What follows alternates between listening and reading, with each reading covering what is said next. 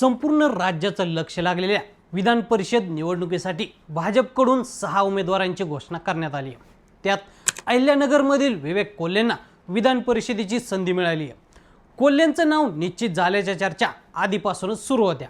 त्यांनी महसूल मंत्री चंद्रशेखर बावनकुळे यांची नुकतीच भेट घेतली होती आणि त्यानंतर त्यांच्या नावाची घोषणा झाल्यानं गृहमंत्री अमित शहा यांनी आपला शब्द पाळल्याचं बोललं जात आहे। तर त्याचं झालं असं की 2024च्या विधानसभा निवडणुकीत भाजपचे विवेक कोल्हे हे कोपरगाव मतदारसंघातून इच्छुक होते। मात्र विद्यमान राष्ट्रवादीचे आमदार आशुतोष काळे हे निवडणुकीच्या रिंगणात होते। मग महायुतीच्या वरिष्ठांनी कोल्हेंना थांबण्याची विनंती केली।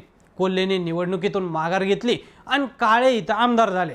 पण तिथं कोल्हेंच्या राजकीय भवितव्याचं काय होणार असा प्रश्न उपस्थित झाला। त्यावेळी विवेक कोल्हेंना वाऱ्यावर न सोडता त्यांची योग्य दखल घेऊ असा शब्द भाजपच्या वरिष्ठांकडून कोल्हे यांना देण्यात आला। आता त्यानंतर कोल्हेंचं नाव विधान परिषदेसाठी चर्चेत आल्यानं त्यांचं राजकीय पुनर्वसन केलं जाऊ शकतं अशा चर्चा रंगू लागल्या होत्या आणि आता अखेर तो दिवस आलाय। कोल्हेंची विधान परिषदेवर वर्णी लागली आहे। विवेक कोल्हे कोण आहेत पाहूयात। विवेक कोल्हे हे शंकरराव कोल्हे यांचे नातू माजी आमदार स्नेहलता कोल्हे यांचे ज्येष्ठ चिरंजीव आहेत। विवेक कोल्हे उच्च शिक्षित असून बी सिव्हिल आहेत।